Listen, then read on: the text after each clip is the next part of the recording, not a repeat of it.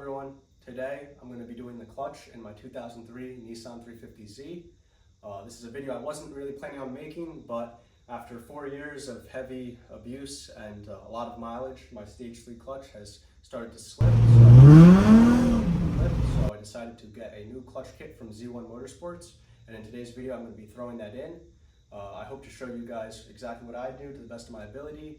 So if you're tackling, a transmission job or a clutch job at home, this video should serve to help you guys out. Additionally, I'll show you my thoughts on the clutch after I break it in, tell you if I recommend it or not, and I'll give you any further insight along the way on how to do a job like this. So stay tuned and I'll get right into it. So right here is everything I pretty much got for this clutch replacement job. I ordered everything off of Z1 for the most part.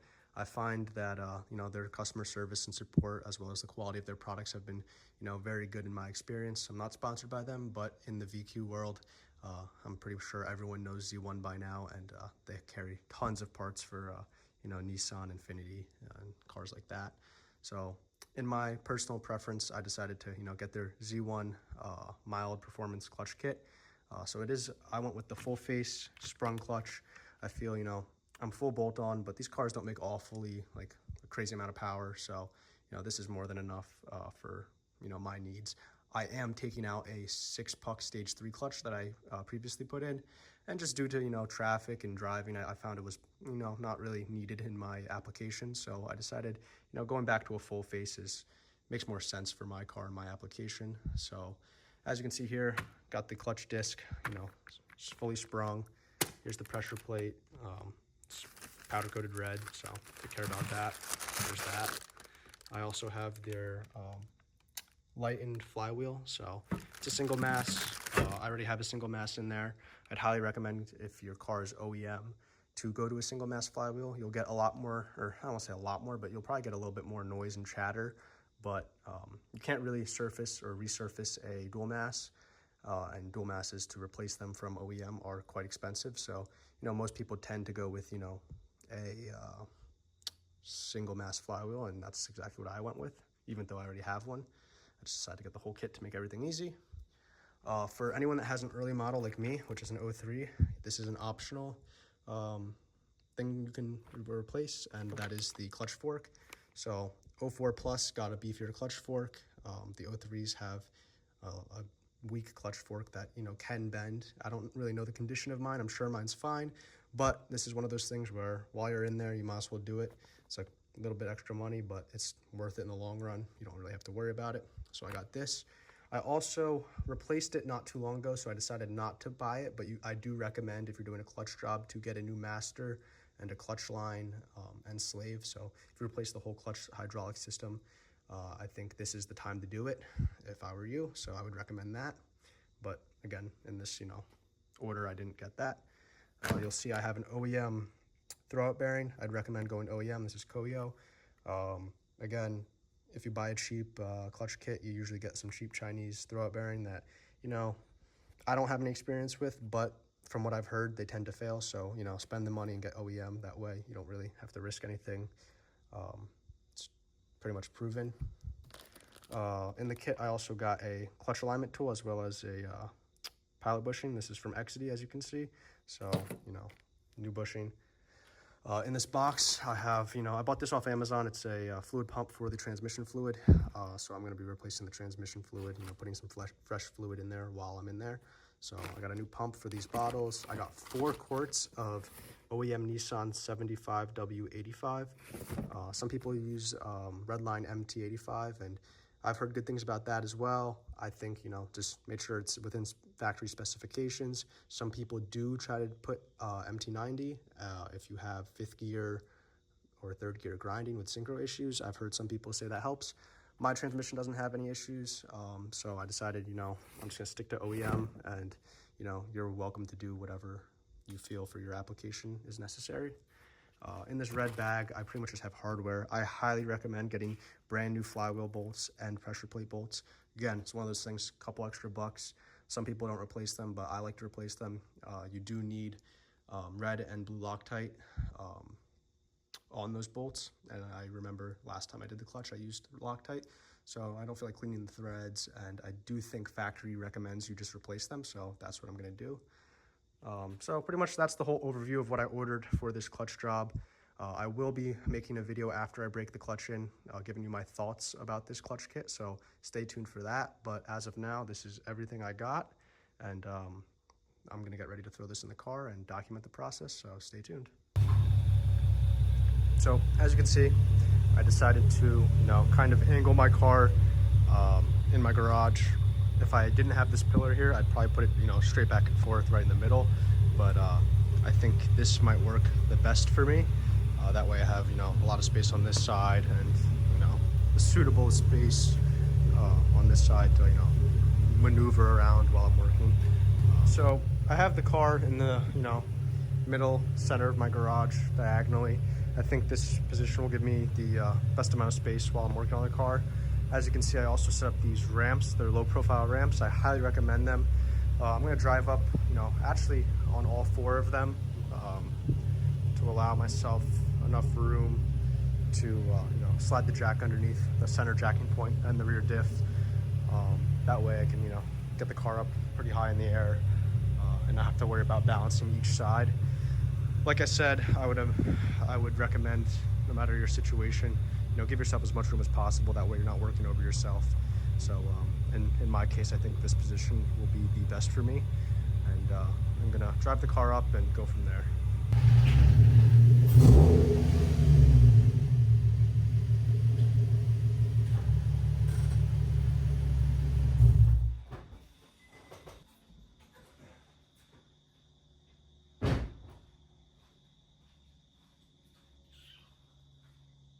So as you can imagine, that's not the easiest thing to do, drive up on 4 ramps with a stage 3 clutch that's slipping, but I chatted my way on. So this will just help me, get the car up into position. So now, as you can see, I'm in the inside of my car. I'm still on the ramps, but I just ripped the e-brake and I made sure I'm in neutral. I have a aftermarket shift knob, but my shifter is OEM. Not that that really matters, but just throwing it out there.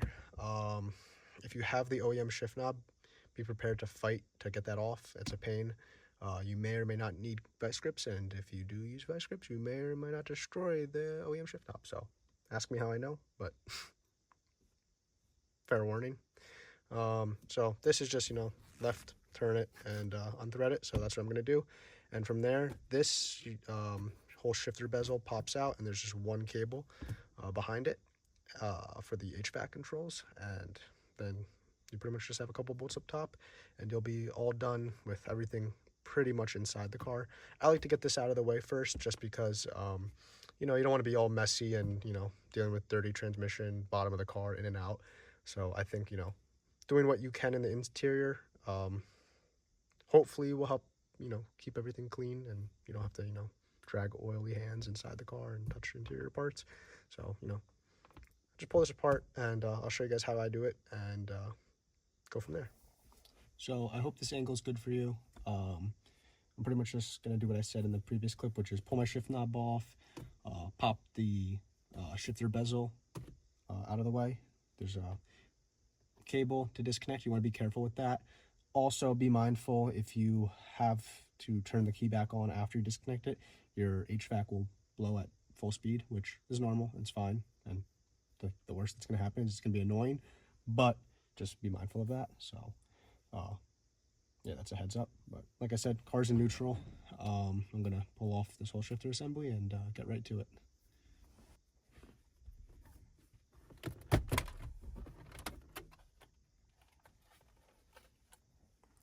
Here's the clip I'm talking about. Just be careful of this ribbon cable, and there's a button on the top. You just press it and pull away, like so. I like to tuck this piece behind here. That way, I don't risk damaging it. But as for this, I'm just gonna throw this in the trunk. It's an interior piece. Just put it in a safe spot, and you won't have to deal with it. Now that that's out of the way, I'm gonna pull off this little insulation boot. That's gonna go in the back of the trunk too. And there's 4, I believe they're 10mm bolts that are gonna hold this metal ring down that holds this dust boot cover. So I'm going to get a 10mm socket and pull all 4 of these off. I'll give you a little bit better of a look and kind of speed through that because it's pretty simple.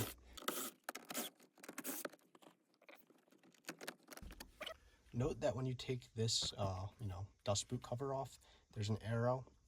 When you go to reinstall it, you want to make sure that arrow's pointed forward. But yeah, just keep an eye out for that. Another tip I like to recommend too is I have this dust boot, I have the 4 bolts. Since this is the interior of the car, there's not too many things you have to do in here. So I would recommend bagging and tagging a lot of these bolts. I have a lot of experience and I don't really, I don't want to jinx myself, but I don't really, mess up misorganized bolts. But to keep things simple, I'm going to keep everything that is in the interior of the car during this process. So like I said, the shifter bezel and everything, I just, put it in the trunk and I'm going to, put these bolts back where I have them and toss it in the trunk too, well organized, as well as the shifter when I pull it off. That way I don't, misplace anything, don't go looking for extra bolts later. But yeah, I think that's just a, quick little tip that you should think about, and it works for me, so hopefully that will help you guys out too. And as you can see, I mean, now I have just complete access to the shifter. Again, make sure my car is in neutral. Just that way when you get into lining everything up and you have to spin the crank to make sure the input shaft lines up, it's a little bit easier. So you have another rubber boot on top here. You want to, just pry at it, remove it. And like so, again, it's another rubber boot. I'm just going to toss in the back. Now you're left with the shifter itself. Again, yours might look a little different depending on what you have. I have an OEM setup, so I'm going to, keep note of this notch here. That's the reverse lockout. So just make sure that's oriented. Again, back for reinstall. You want to make sure that's pointed this direction, as well as this plate is in this direction when you go to put everything back in.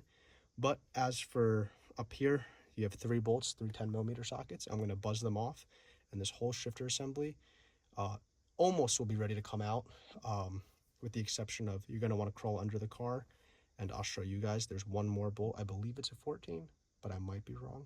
But there's pretty much just one more bolt that holds the shifter linkage, and then this shifter will come off. And then that's pretty much all you have to do up here. I like taking the shift knob off. That way, you have nothing, again, to bounce off the transmission. But after you remove the shifter, you're pretty much done with the interior. So it's very simple, pull the shifter off and you'll be good to go. Also be careful because this is under spring tension. So I like to back these out one by one slowly, and this will pop up. So just be mindful of that. You don't want the bolts flying away. So.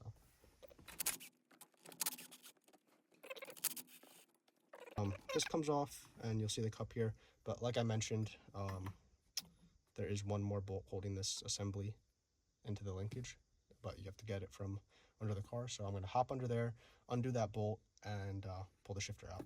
So actually, I was able to use a 1/4-inch drive, and if you stick your hand down here and just, where the bottom of the shifter would be, you will feel the bolt. So I put a 12mm in my case. I know some aftermarket shift kits or short shifters will change the bolt, but in my case, I believe OEM's 12. So I put a 12-inch 1/4-inch drive, or 12mm 1/4-inch drive socket and ratchet on, and I'm going to break it loose and try to get it all done from up top if possible. Pull out the bolt. So here's the long bolt. It goes into a threaded piece, like I said. So once you pull it out, you should have enough clearance. You can leave the collar that we just removed before on top of this. That way this doesn't, move around. But I'll pull this out and you'll see you'll have the retaining clip or spring for the reverse and your shifter. So like I said, this bolt just goes straight through here and it goes into a threaded collar. So yeah, if you have small hands, this is actually the first time I decided to try to go from the top because I didn't want to, jack the car up just yet. But yeah, if you have small hands, just be careful because, it's just sharp. So you can see I marked up my hand, but you can do the whole thing from up top. So that's something I kind of just learned now. Like I said, another interior part, put this in the trunk, keep everything organized. So like I just recapped in the previous clip, I have everything, taken apart from the interior. So that should be it for the interior as of now until you reinstall everything. So right now I'm just doing a preliminary check of what I'm gonna get to up top before I, fully raise the car. I have a light over here. It's coming more clear to me that last time I did this, since I didn't have to record anything, I did a lot by feel. So I'm gonna throw up a diagram somewhere, in the video, as well as, a lot of people with lifts are gonna be able to show the exact bolts better than I can, but I'm gonna try to help you as much as I can in this video. So there's a couple bolts, I believe the top four, so there's two kind of where my finger is, one here, and then two on either side. As you can see, I have long tube headers, so my whole setup's a little bit different, or everyone's setup's gonna be a little different, but everything's reasonably the same. The exhaust doesn't really matter, I just pointed that out. But I'm gonna set the camera up. Like I said, I'll try to, link some other videos, or, there's plenty of content out there, but I'm gonna probably tackle those 4 bolts. I'm not. Okay, so you guys kind of watch me struggle. It's kind of a funny position. I was laying across the whole engine bay. It wouldn't hurt to put like a towel down, or like a moving blanket, but as you can see, I didn't do that. Just be careful of all the wires here. There's plenty of wires, and if you're wearing jeans, or something that could snag these wires and hoses, you want to be really careful not to do that. As for the back, like I said, it's really hard to see with the camera, so I pretty much just laid it on top, put a light down, and I was able to see 4 bolts and reach 4 bolts. As you can see in the clip above, I broke all 4 of those bolts loose. It just takes some patience. I used a breaker bar on top of my ratchet to break them loose, and I loosened them all quite a bit just to make it easier. So when I get the rest of the bell housing bolts out, I can just kind of go in with a socket and loosen them by hand. But up top, I was able to reach 4 pretty comfortably. And I loosened all those bolts. So now I'm going to position the car, get it jacked up, and start, disassembling from the bottom. So as you can see, the car's on all 4 jack stands. I actually threw 6 in total, so I have 2 on the inside. I shook the car a bit. When working with jack stands especially, you always want to be careful. These are the upgraded version with the metal bar that goes through. So I have the car pretty level. Like I said, I tested out, shook it a little bit. I have more jack stands. I might go and get my bigger ramps to put on the wheels to support. Like I said, if you have wooden blocks, some people build their own setup to put under the wheels. So get the car safe and secure. I jacked up at the front point, and I have a Z1 diff brace that has a jack point, so I used both those points to jack up the car and secure it. I actually might move these a little bit forward to give me some more stability. I'm just gonna make sure this is safe before I get under it, and then after that, the main thing is I'm gonna pull the exhaust off first, I believe. Let me get some light under here, but I just have a simple single exit, so I'm gonna remove the Y pipe and the axle back from my exhaust. And that's really all I need to remove. And then I'll get the drive shaft out, and pretty much just go from there, unplugging things and unbolting the rest of the transmission.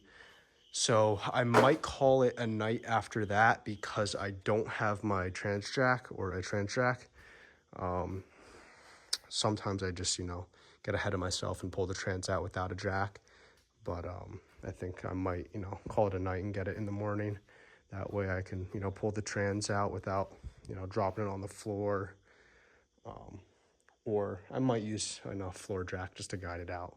We'll see when I get there. But yeah, like I said, I'm going to double check my jack points, make sure the car's secure, and then I'm going to end up pulling out the exhaust and making way for the rest of the removal.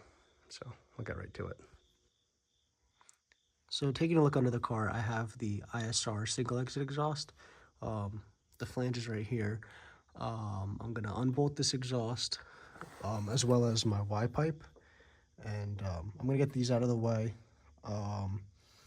everyone might have a different exhaust setup, but I'm just going to remove, there's 2 bolts on each side, so 4 for the front of the Y pipe, 2 at this mid flange, and then 2 here. So I'm going to, and then there's a series of hangers.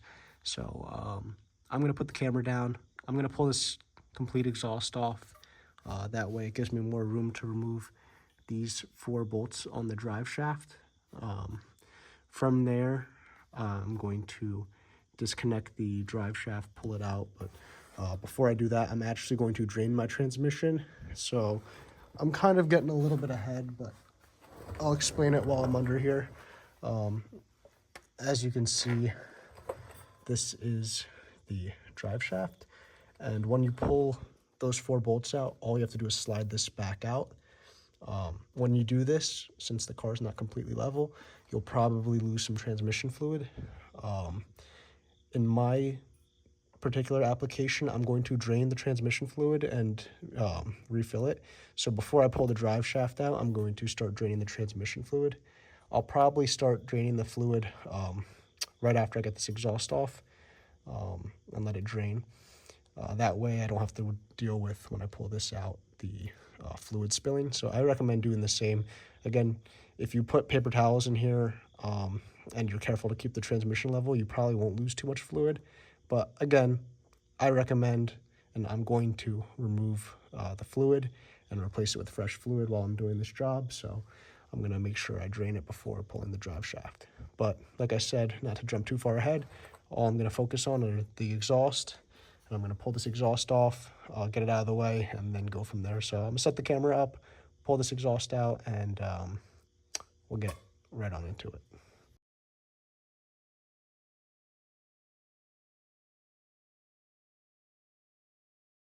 Okay, so after some wrestling, I have the complete exhaust off the car.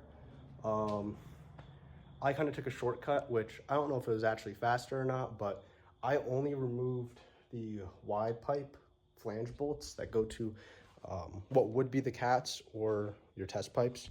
I have long tube headers, so I just removed the 4 bolts here. Now, it worked out all right because I didn't feel like getting new gaskets, or I don't want to say new gaskets, I'm probably going to replace the gaskets anyway, but I didn't feel like breaking apart the whole exhaust into, you know, the pieces that it comes in. It's only 3 pieces, but it's still, I mean, kind of a pain with exhaust bolts. Again, I'm on my back, so I think I bit myself in the foot though, because I'm sure on reinstall I'm gonna have to, you know, do it separately or with like take the exhaust apart. But for removal, it wasn't too bad. I kind of just was careful to pull the full exhaust completely off. Again, once I loosened those Y pipe bolts, there's only 2 hangers in my setup, which is on the my muffler and on this like Y pipe right here, or not Y pipe, but this like middle section. So I used some WD-40, sprayed those, and just carefully pulled the exhaust off of the hangers. I used another floor jack I had to support the exhaust while I dragged everything out, and it worked out all right. So yeah, I pulled it all out as one unit. That way, I mean, in my case, I feel like it was probably easier. And now that that's out of the way, I'm going to, you know, get back under there. I'll probably drain my transmission fluid now, so that's out of the way. So we'll get into the next step, and we'll start with that. Okay, so now I'm back under the car. I have my catch pan for the trans fluid, and you can see the fill bolt for the transmission located right on the side where my finger is. It's a hex, as well as on the bottom right here, there's the drain bolt for the transmission. So some people don't drain their transmissions when they do the clutch. They're just like, careful and I guess add fluid. I say I would recommend it, and that's what I'm going to do in this video. The hex socket size is a 10 millimeter, so grab a 10 millimeter, and it's good practice, especially with transmissions and diffs, is if you crack that fill bolt first, that way you don't, you know, drain all your fluid by cracking this bolt, and then if you can't get that out, then you have no fluid and you're dealing with some issues there. So I always crack the fill bolt. Once I notice that it can crack loose, then I'll get under here and break the drain bolt free. And from there, it's pretty much just, pull the bolt out, let the fluid drain until it's dry, and then then you'll be set to pull the rest or move forward with the transmission job. But if you're filling it and like not doing any of this clutch replacement, it's very simple. You just get a pump and you pump the fluid in there, but you'll see that later in the video. So I'm gonna get ahead and get this drained, and we'll go from there. So like I said, I'm gonna crack this drain bolt or the fill bolt first with my 10mm hex. Make sure it's in there solid.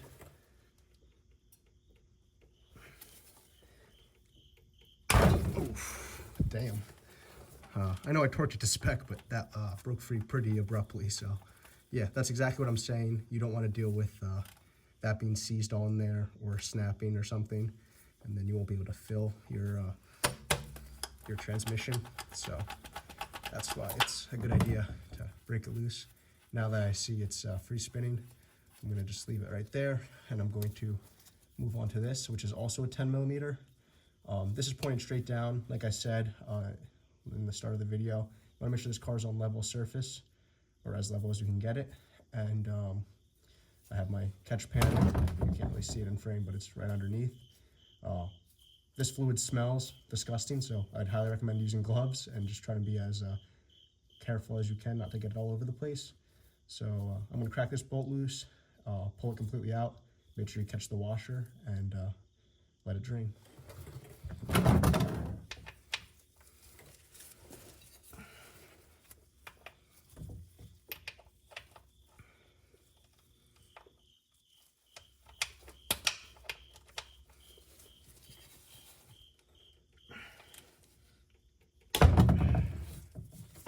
Same result.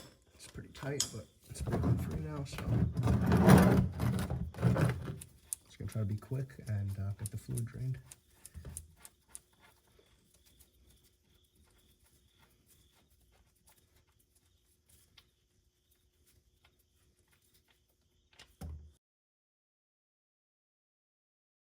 So now that the fluid's been drained, I'm gonna go work my way around the transmission and pretty much just grab every single wire I see. Let me get more light real quick. You have a couple of brackets. You can see the O2 sensors. Right up here is the O2 sensor bracket. So best practice, up there's some wires. Best practice I find is to just go around the whole transmission. And I know there's one wire up top. I know it's very difficult to see, so bear with me. But there's one wire up top. You can kind of see it right there. But I'm pretty much just gonna, work my way around and start unplugging things. Also, side note, this is the shifter linkage that when I was removing the short shifter from the top, this is what it threads into. So if you weren't able to get it from the top like I was, then now you can come under here, reach around the drive shaft and undo this bolt. But back on topic, again, apologies for how dark it is. You don't have to remove these sensors from the transmission. You just have to unplug them, so you don't have to put a bolt on them or a socket on them. But I'm just gonna go around the whole car and undo them. So I'm gonna set the camera up, undo them, and I'll let you know if I find any ones that you might miss, and I'll point them out.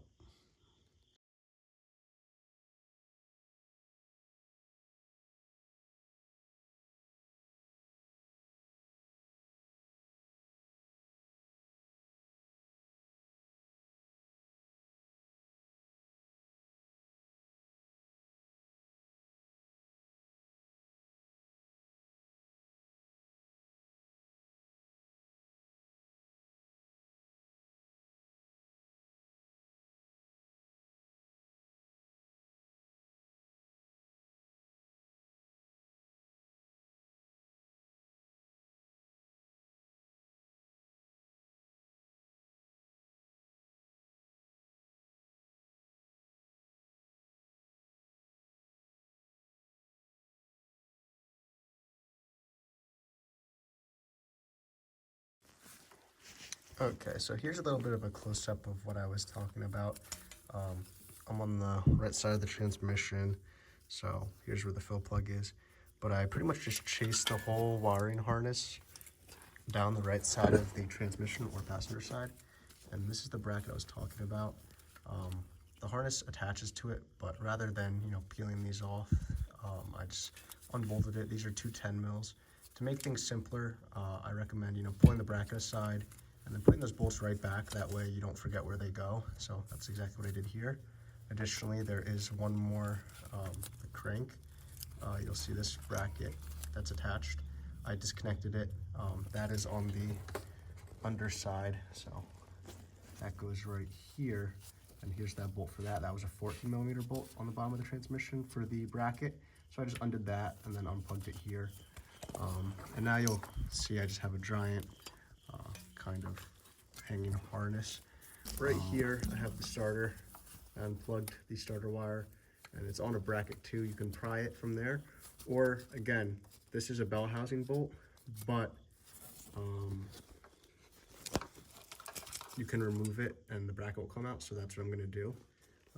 Up top where my other light is, you can see the bell housing bolt right up here where my finger's pointing.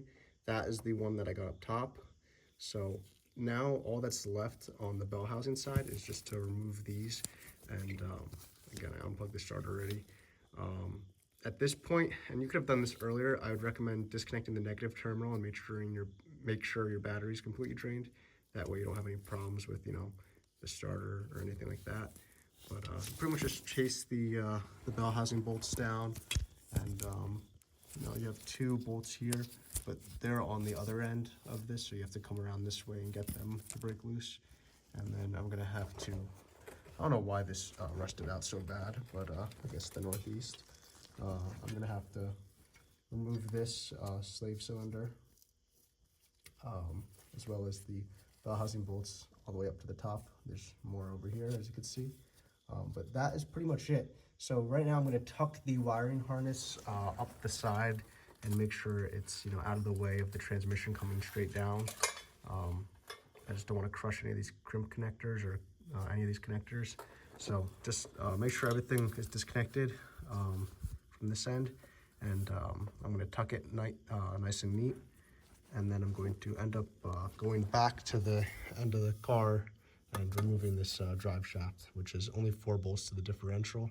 And then since I drained the fluid, I pull this out and I probably won't lose too much fluid here. So yeah, I'm gonna pull this drive shaft out, make sure the wires are organized, and I'll be sure to update you as I go through the process. Okay, so like I said, I moved back here to the drive shaft. I made sure to drop the e-brake, that way I can turn the drive shaft. Make sure the wheels are clear of anything, you don't want to catch anything. But now all I'm going to do is remove these 4 bolts. So it's a nut and bolt. I already got them loose. It's a 17 on this end. I used an impact with a wrench on the back and broke them all loose. So I'm going to remove all of these. And once these are all removed, the drive shaft will drop down and you can just, slide it out. If you didn't drain your transmission fluid, or even if you did, expect there to be some fluid that might come out right over here. So you might want to put down some rags. But again, we drained the fluid, so I don't suspect that we'll have much fluid dripping, if any. So just be careful of that. Also take note that this drive shaft is spun carbon. So you don't want to be banging it around. If you put like a blemish in it, when you drive, it's more susceptible to exploding. So they don't really bend, but they'll explode. So you want to be very careful when handling this. So just, use caution when you pull it out. I mean, it's not heavy, it's really light actually, but you can definitely slip. So just be very careful when you're ready to, pull this drive shaft out. Make sure you don't bang it up, and then put it in a safe spot. So I'm going to get to loosening the rest of these bolts. And once that's done, I'm going to pull the drive shaft out.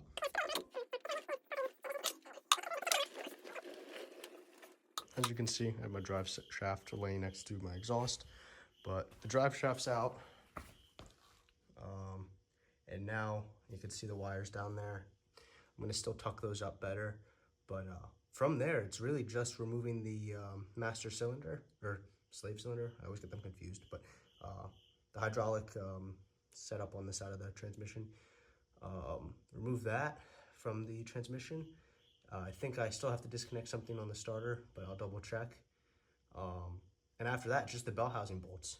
And from there, you put the trans jack or jack underneath and wiggle the transmission out. So it's pretty simple. I mean, it's just, your basic,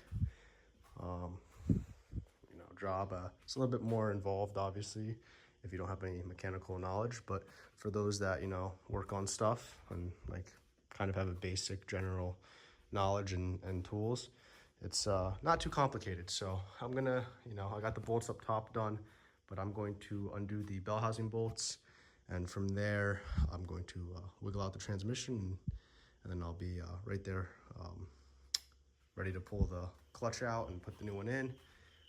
So we'll continue on and keep it going.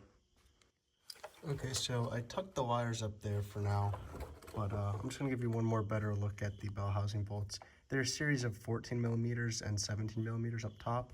So these two hold on the alternator. They're 14 mils, or not the alternator, the starter. Sorry about that. So I unplugged it, and there's a bracket here, but I already I undid the bracket, tucked it with the harness, and put it back in just for demonstration purposes. So you have a bolt here. Down here you have two 14 mil bolts. They're on the other side, so they're on the motor side going into the transmission, so be mindful of that when you're loosening them.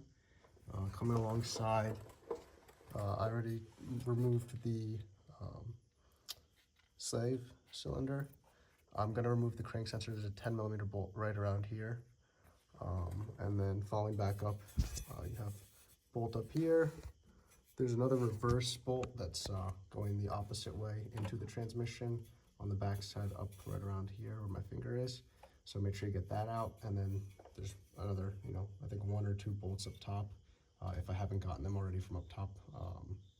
But it's pretty, once you move all this stuff out of the way, it's pretty easy to get to the bolts. So I'm gonna, off camera, honestly, just break these bolts loose, kind of take them down and remove them. I'll show you how I like to keep everything organized with cardboard and a Sharpie. That way I kind of make my own diagram and make sure the bolts go back in the right place. So organization's key in my opinion. After those bell housing bolts are pretty much all the way out, then I'm going to slide my trans jack underneath the transmission and support the transmission. And then the only thing left is going to be this rear trans mount. So it's gonna be this bracket, and you have 4 bolts here. So once the trans jack is in place, it's gonna be holding the trans. You're gonna loosen these, and then all that's gonna be left is to drop the transmission. You're gonna have to wiggle it and kind of, maneuver it out. But after these 4 bolts and the bell housing bolts, and making sure your wires are out of the way, the transmission will be free to come down. So, you just have to back it out, wiggling it. It's all, kind of just a weird maneuver, but shake it out and pull it out as straight as possible. And you'll be pretty much set with the transmission out, and then you'll have access to the clutch, and we'll be able to replace the necessary components. Okay, so yeah, I'm gonna go ahead and remove the rest of the bell housing bolts, and then get a jack in place to support the transmission while I remove these bolts and cross member, and then the transmission will be ready to go out. And okay, so right here is a piece of this cardboard that the clutch came in. And here's a little quick tip I like to do to keep organized. Now, this is a terrible diagram, as you can see, but if you go online or if you know by memory the bell housing bolts as you take them out, I like to, take a piece of cardboard, use a Sharpie, label the top and bottom, and then this is where the starter is. So now when I take the bolts out, I'm gonna poke them through these holes with a knife, and that way I'll have pretty much a direct diagram.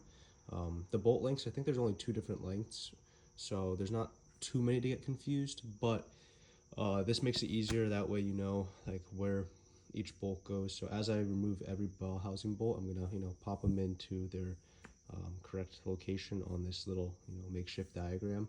So this is something I recommend doing. I did it last time and it helped me stay organized. So I'm gonna do it again this time. So I would definitely recommend doing something like this. That way it just makes the whole process easier when it comes to, removing the bolts. All right, so as you can see, I went around and I removed all the bell housing bolts. So as per my diagram, I put every bolt in its corresponding position. So I just poked holes through the cardboard and put the bolts there to stay organized. So here's the top 2 bolts, as you can see, and I just go along the whole side. This is where the starter is. So these 2 are the starter bolts. These are the 2 bolts at the very most bottom. Then I believe this one is one of the weird bolts that goes through from the engine side to the transmission. So this is kind of reversed, but I just put it here. So just be mindful of these bolts, because I think there's 2 bolts like this. I believe it's this bolt, and you have to just be careful because that threads in, and these 2 bolts also thread in into the transmission, as opposed to these ones that are going, towards the engine or the block side. So just be mindful of these 3. A lot of people, just get the ones that they see the bolt heads on, and they forget, like this one. So as you can see, I have 2, 4, 6, 10 bell housing bolts. So just make sure, you get all those loose. So now all that's holding the transmission into the car is the underside. I have the trans mount, as you can see. So there's 4 bolts on the transmission cross member, and I'm gonna, tuck the wires up again because some of them fell down. And then from there, I'm gonna put the trans jack under, remove those 4 bolts, and the trans will be ready to, shake loose and drop out of the car. So that's pretty much it. Everything's removed except for those 4 bolts, like I said. So the transmission's ready to come out, so we'll get right on to it. So I just took another peek under the car, and the reason why I stress double checking your work is I've done this before, and I make mistakes too, and I forgot one more bell housing bolt. So this was, near the starter position, and it was going from the engine to the transmission. So I kind of went over it, and I noticed when I was pulling on the transmission, trying to free it, that it was still hung up. So I took another look, and sure enough, there was another bolt that I missed. So I just took that one out, and now I'm gonna, go back to fighting with this transmission and pulling it out. So just, again, be mindful and make sure you double check your work, and you might miss a bolt. So if you have anything binding, just doesn't hurt to peek under there and make sure everything's disconnected. So I'll get right to it now.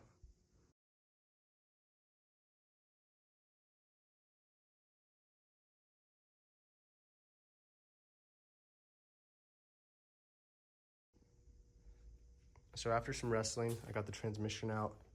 I dropped the trans pretty easily. This is the plug that I was telling you about that's on the top. You have to kind of just feel around for it, but it's not too difficult to get to. So you have a plug here, a plug here. There's connection points along the transmission. Here's a hose, breather hose, that will actually end up going to the top on the bell housing. So you want to make sure this doesn't snag any of the engine harness when you're removing it. So I just am careful you could completely pull it off the trans, honestly. But I just, rested it on top as I was dropping the transmission. I removed the bracket here that holds a lot of harnesses. But yeah, that's pretty much it. So here are the 4 bolts for the cross member for the trans mount. And as for the bell housing, again, I told you to make a diagram, and that's will help on install. But you have the top 2 bolts. I got all 4 of these from the top of the car. And then moving along, this is the bolt I missed at first. So this threads from the engine side to the transmission, and then the rest are, just standard around the car. So it's not too hard. As you can see, in here is filthy. That clutch was, well on its way out. It was slipping, so you got a lot of clutch material in here. And you can see the input shaft with the throwout bearing on it. So the throwout bearing seems pretty good, honestly. It's a little bit noisy, but didn't really fail. So I'm going to be replacing everything anyway. I'm also replacing the clutch fork right there. So I'm gonna use this opportunity to clean this whole interior of the bell housing. So I'm just gonna spray it down. You know, be careful not to soak it, but use your brake clean. So I'm gonna clean the transmission up and get this situated, and then start tackling the clutch. So yeah, I'll get right into that. Hey everyone, so I decided to jump back in here. I'm kind of editing the video right now and I realize it's gonna be really long. So I decided it's probably best to make this 2 parts. So I'm gonna end it here at removing the transmission, and I'm gonna pick back up with removing the clutch, installing the new clutch, and pretty much buttoning everything back up together. This way it's not just one super long video. It's already pretty long now, but that way it's not 2 hours long. So I'm gonna post them around the same time, so you guys shouldn't be waiting. But I appreciate you guys for watching. Again, like I said, pick up in part 2. If you have any questions right now, you can post them in the description, and I hope to answer them.